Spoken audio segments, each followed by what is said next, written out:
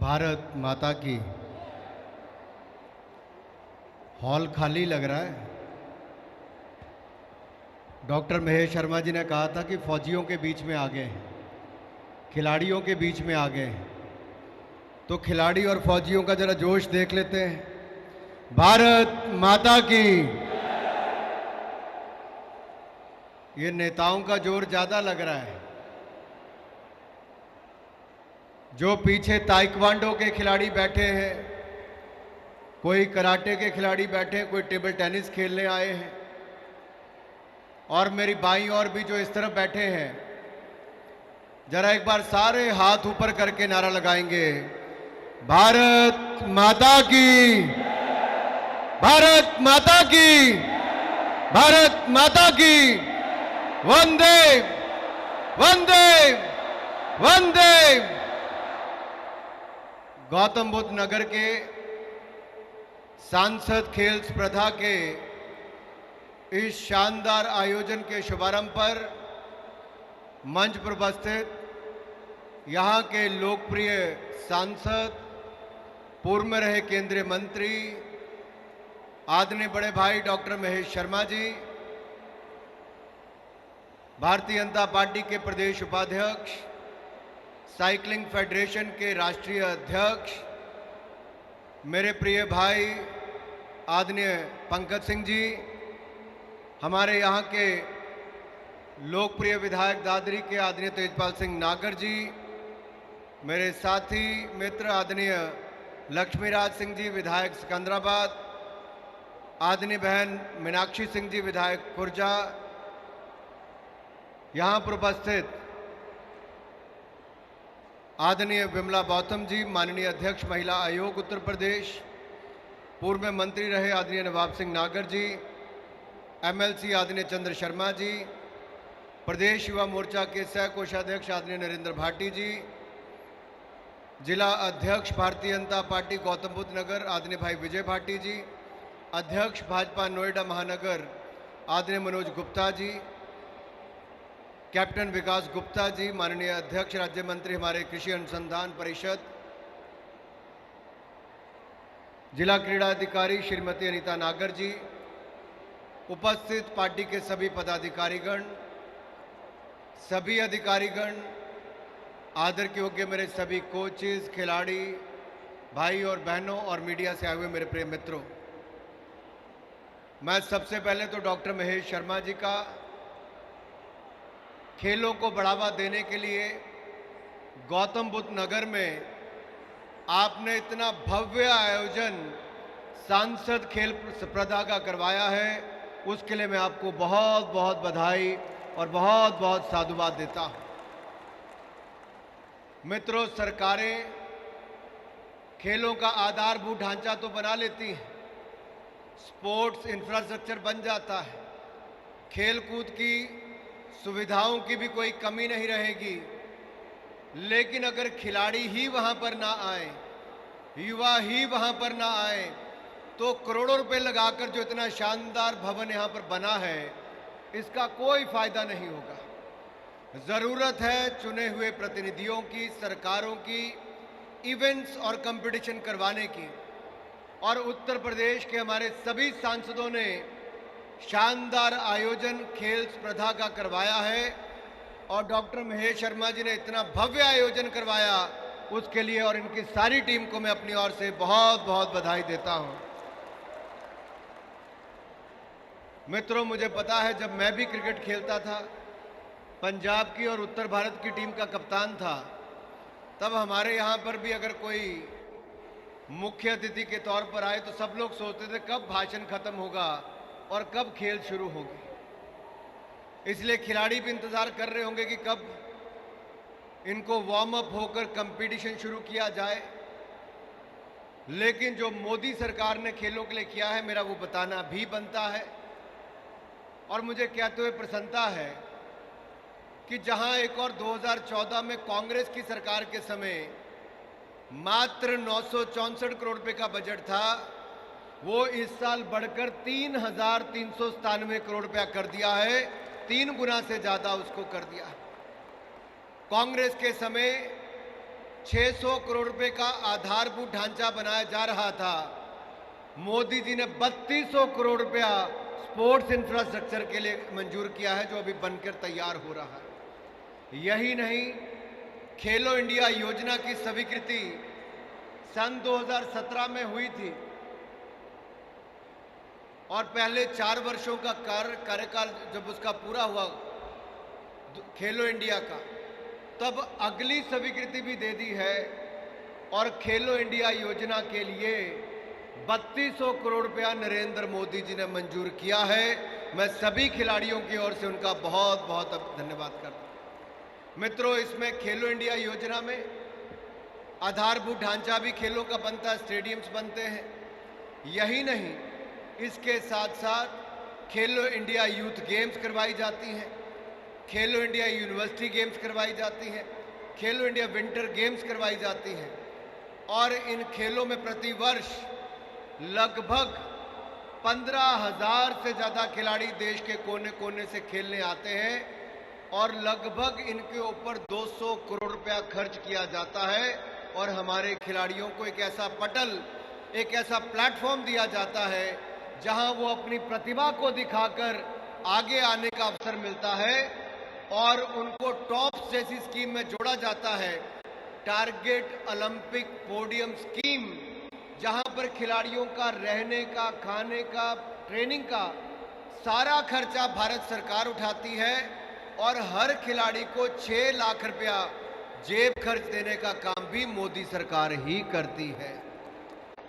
तो परिवारों को कोई पैसा नहीं खर्च करना पड़ता, ट्रेनिंग भी हो गई, रहने का भी हो गया, देश विदेश में भी हो गया और जेब खर्च भी मिलता है। इसके अलावा जो डेवलपमेंट एथलीट हैं उनका भी सारा खर्चा भारत सरकार उठाती है और उनको 3 लाख रुपया जेब खर्च साल का अलग से देती है।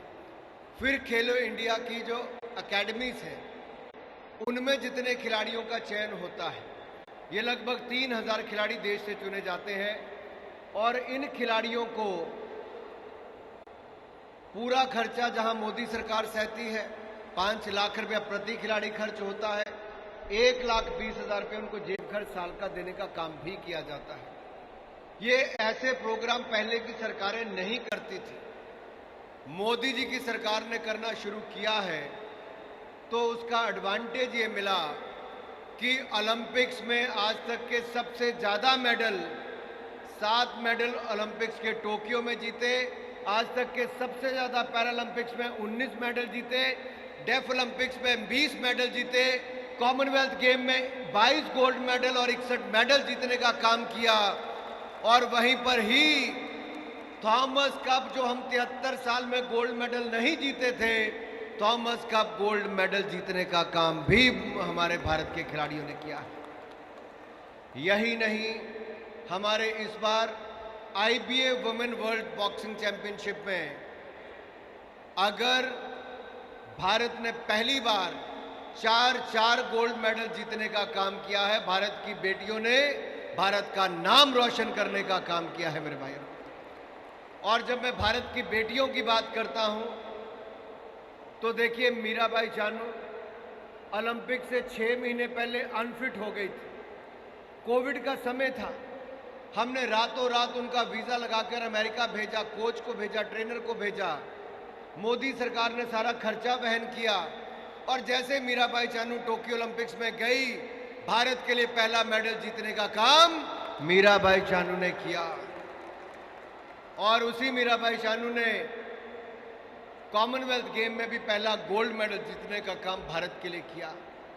भारत की बेटियां यही नहीं रुकी, PV सिंधु ने अगर रियो ओलंपिक्स में मेडल जीतने का काम किया तो टोक्यो ओलंपिक्स में भी मेडल जीतकर एक ऐसी बेटी भारत की आगे आई जिसने कंसेक्टिव ओलंपिक्स में, यानी कि एक के बाद दूसरे ओलंपिक्स में मेडल जीतने का काम किया तो PV सिंधु ने किया है मेरे भाई और बहन। यही नहीं, हमारे यहाँ पर जब मैं पैरालंपिक्स की बात करता हूँ, उन खिलाड़ियों ने जो दिव्यांग की श्रेणी में आते हैं उन्होंने भी रिकॉर्ड बनाने का काम किया है। मित्रों, देश के अन्य जो अलग अलग राज्य हैं उन्होंने अपने खिलाड़ियों को तो ओलंपिक्स में अच्छा करने के बाद सम्मानित किया, लेकिन उत्तर प्रदेश की धरती ऐसी है, उत्तर प्रदेश की सरकार ऐसी है जहां पर योगी आदित्यनाथ जी ने केवल उत्तर प्रदेश नहीं, पूरे देश के खिलाड़ियों को जिन्होंने मेडल जीता उनको अपने यहां पर बुलाकर सम्मानित करने का काम किया था। भाई इधर वाले तो पूरे ठंडे ही बैठे हैं, मैंने देखा है। भाई साहब थोड़ा नीचे बैठिए जरा, मैं देखूं कौन कौन नेता हमारा बैठा है। उत्तर प्रदेश की ही बात कर रहा हूं, और उत्तर प्रदेश में जिसको आपने कहा कि my government, Modi Yogi government, ये आपका ही शब्द है।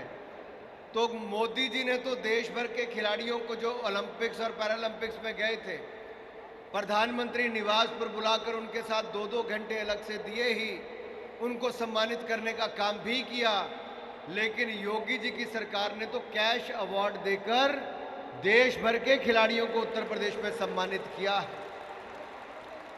और यही नहीं, इसी उत्तर प्रदेश में उत्तर प्रदेश और देश के खिलाड़ियों और प्रशिक्षकों के लिए यूनिवर्सिटी, स्पोर्ट्स यूनिवर्सिटी बनाने का काम मेरठ में शुरू कर दिया है।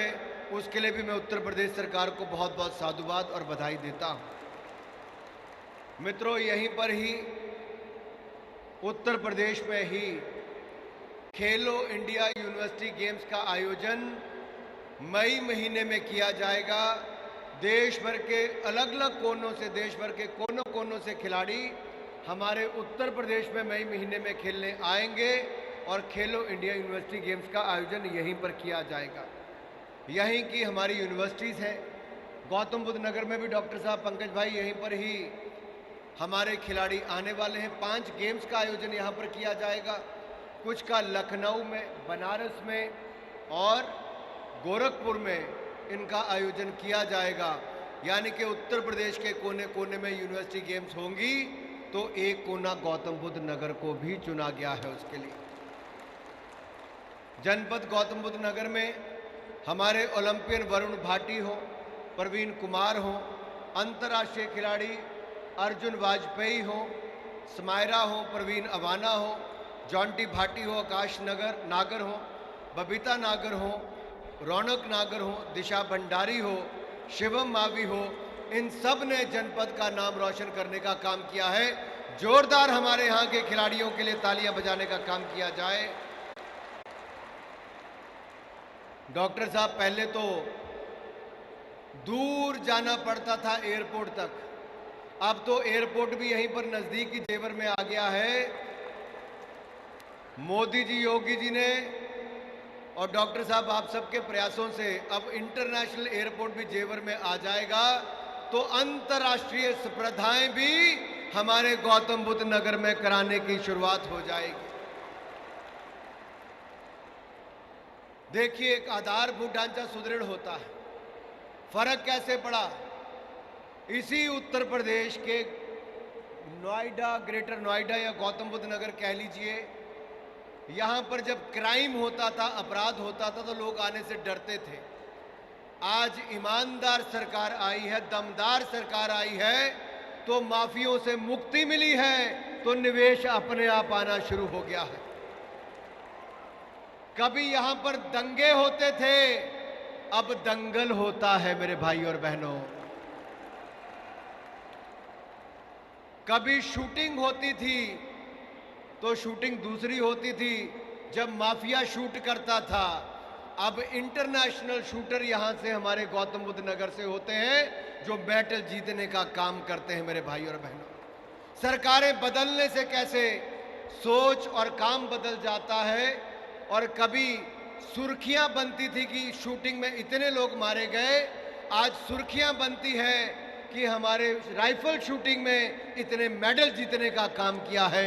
यही अंतर देखने को मिलता है। और मित्रों, यही फर्क पड़ा है कि गरीब परिवार का रिंकू सिंह, मैं आपके साथ लगते ही लोकसभा इलाके में गया था। रिंकू सिंह ने तो वो कर दिया जो बहुत कम खिलाड़ी कर पाए। आखिरी ओवर की 5 आखिरी बॉलों में 5 छक्के लगाकर मैच जिताने का काम कर दिया। आज घर घर का नाम बन गया है। मित्रों, ये सब तब संभव होता है जब ऐसे सुंदर इंफ्रास्ट्रक्चर बनता है, हम आपके सांसद जी की तरह अच्छी कंपटीशंस यहाँ पर करवाने का अवसर मिलता है और मुझे पूर्ण विश्वास है भविष्य में भी ऐसे आयोजन होते रहेंगे और खेलो इंडिया एक ऐसा प्लेटफॉर्म बना है, क्योंकि मैं यूनिवर्सिटी गेम्स यहाँ पर होने वाली बताना चाहता हूँ। पिछले साल जब खेलो इंडिया यूथ गेम्स हुए तो खेलो इंडिया यूथ गेम्स का आयोजन जब हरियाणा में हुआ तो 12 नेशनल रिकॉर्ड टूटे और 12 में से 11 लड़कियों ने तोड़ने का काम किया था, भारत की बेटियों ने तोड़ने का काम किया था। इस बार खेलो India youth games Madhya Pradesh में हुए और खेलो India youth games Madhya Pradesh में जब हुए तो इस साल 25 नेशनल रिकॉर्ड टूटे और 21 बेटियों ने तोड़ने का काम किया है मेरे भाई और बहनों। तो एक तरफ तो देखा जाए भारत की बेटियां लगातार आगे बढ़ रही हैं और मैं यहाँ पर भी देख रहा हूँ पीछे बहुत सारी बेटियां स्कूलों से आई हैं, कोई जूडो, ताइक्वांडो, कोई कबड्डी, कोई किसी और गेम में भाग लेने आए हैं। मित्रों, आज यहाँ पर थोड़े गेम्स नहीं, इस कंपटीशन में 12 गेम्स का आयोजन किया जाएगा और लगभग 2000 से ज़्यादा खिलाड़ियों का अब तक रजिस्ट्रेशन हो चुका है। 5000 से ज़्यादा तो देखने ही आ गए हैं। मुझे पूर्ण विश्वास है आने वाले समय में ये और बड़ा होता जाएगा और लोग इसमें भाग लेते जाएंगे। तो एक बार फिर आदरणीय डॉक्टर साहब आपको और आपकी सारी टीम को मैं बहुत बहुत बधाई और शुभकामनाएं देता हूं और भाई पंकज जी को साइकिलिंग फेडरेशन का अध्यक्ष बनने पर बधाई देता हूं। और इससे पहले कि मैं अपनी वाणी को विराम दूं, मुझे लगता है समय आ गया है, तो मैं घोषणा कर दूं शुभारंभ करने की कि ना करूं? जी कर सकते हैं भाई। मैं सांसद खेल स्पर्धा 2023 के शुभारंभ की घोषणा करता हूं।